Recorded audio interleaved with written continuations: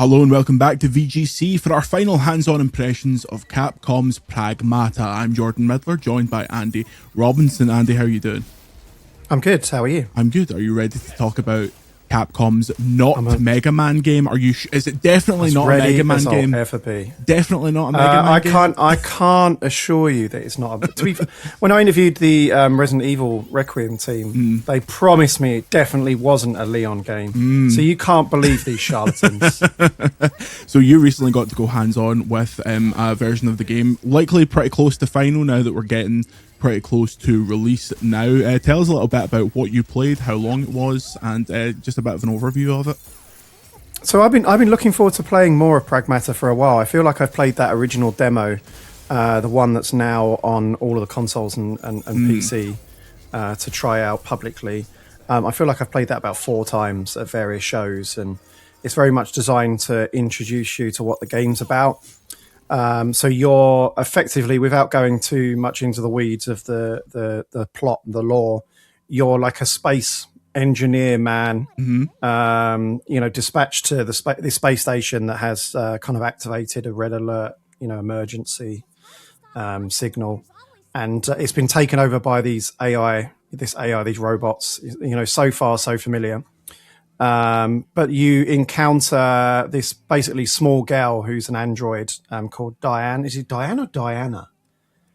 I probably should have known that before I came on. Diana, right? Princess Diana, in small child form. So you encounter her, and she becomes your sidekick for the game. And this is kind of like the core of the mechanics: is that it's like a puzzle like third person shooter combo. It feels very much to me. I mean, you can try it yourself and see if you agree. It feels to me like very much like an evolution of the Resident Evil 4 style. Like it's very tense. Like you have to hack the robots who are coming towards you with this kind of like puzzle game, right? With the face buttons in tandem to using kind of traditional third person controls to shoot it. And what that creates this tension where there'll be a group of enemies and they'll be stumbling towards you very slowly as the tension ramps up and you're trying to, snake your way through this puzzle game to deactivate their security shield and then kind of blast them. The shooting controls are quite satisfying. Capcom are good at this stuff, right? It's RE engine as usual. It looks great. It feels great. The question for me was always, could they meaningfully evolve that into something that is going to be entertaining over the, 6 or 7 hours of, a single player game? I still don't know. But this new demo that I played certainly, hints at the direction that it's going. It's a brand new area. I think that kind of like the space station you're on, I mean, they've been hinting at this in the lore for ages, sort of like can reproduce environments. You can like print them off because the core resource in the game is like this printing resource that you can use kind of make stuff and upgrade your guns. And so this area of the game is what we saw in the very first sort of trailers for this game, if you can remember back that far. Some of us weren't even adults when this game was announced, and it's like a New York Times Square kind of environment. And it's quite cool because there's lots of puzzles and stuff that you solve where like this big 3D printer will come down and it'll print like new areas of the environment, like really cool effects. However, it is still kind of like just a series of rooms that you're going towards. You still can't quite shake that off, as pretty as it is and as different as it looks from the kind of the main demo that we've all played. It's still like into this room, fight with some guys, into this room, fight with some guys. So it can't quite shake that off. But it does introduce some new ideas, this demo. So on the hacking front, it kind of shows, if anyone who plays the demo, you can pick up these like little power-ups. It's like a little shield power-up that if you pass through them in your like it's basically you're making a line from A to B, right, on this puzzle mini game. And if you go through the power-ups, you'll activate them. From A to B. So in the demo, there's like these shields that basically you'll do increased damage. It will further lower their defense if you're able to use these. In this demo, it adds a multi-hack, so you can choose to go through that. You can ignore them, by the way, and kind of like leave the power up for later hacks. But if you're in a situation where you've got multiple enemies coming at you, you can use a multi-hack and it'll hack all of them at once. There were these flying guys that fire missiles at you, and you can hack them and fire them back, which is quite cool. You also, this demo kind of like hints at how it might kind of ramp up the complexity.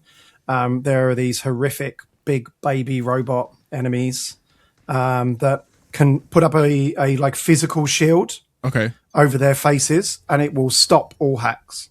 So you have to shoot this thing off, this antenna type thing, to kind of enable further.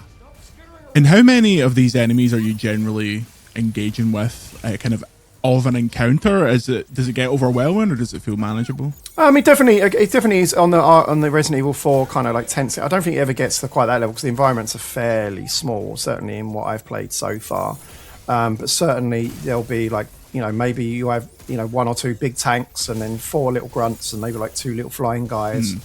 So you've got like a dodge ability, and none of them are like, particularly swift. So you can manage it. But really that's when kind of like the different like combat abilities come in. I don't think this was in the demo, but there's like this overdrive ability. You charge up and you can press like both sticks in, I think, and it kind of like hacks everything. Not sure how useful that is for certain weapons.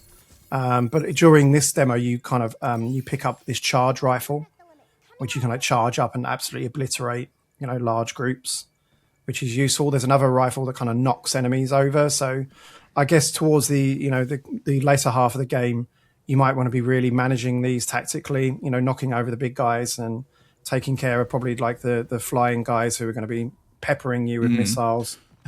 I think just as we get to the end of our allotted time here, a lot of people will be wondering, does the People's Princess get annoying? What is the level of like her talking, her interaction? Is she kind of a constant force? No, she's not. I mean, it's a modern video game. If you die, I died there's a big boss at the end and I died and she was like, oh, I think really you should try and avoid, this big sweeping leg tack. And shut up. That stuff in there. I know what I'm doing. But there was legitimately one. Do you know what? I wasn't really paying attention to it too much because I'm hoping to review this one. So I was kind of more like trying to, blast through and, see what I could, the complexities of the gameplay and stuff rather than trying to figure out the lore at this stage when they've dropped you in the middle of the game. But there were a couple of lines where I genuinely laughed out loud. Oh, okay. But that's not indicative of anything, to be honest. But I find her quite an endearing character. It's funny. I think there's a bit where they find, because basically the whole gist of the game is that Hugh's trying to explain, like, she's not experienced life in humanity, right?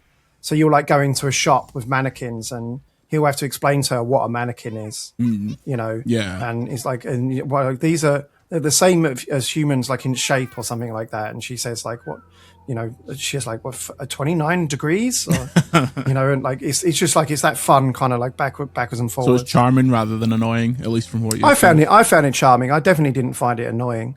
But I'm still kind of, I feel like I'm in the same place as I was before this demo, where I'm still intrigued to see how they can meaningfully like turn this into a big thing and what kind of twists they'll put onto the gameplay to make this entertaining over a full experience. But certainly I think Capcom get a lot of trust on this one. Definitely. If it was made by any other company, I think we would be asking bigger questions, but as a lot of people, have put faith in them now to deliver goods because they have been doing that for so long.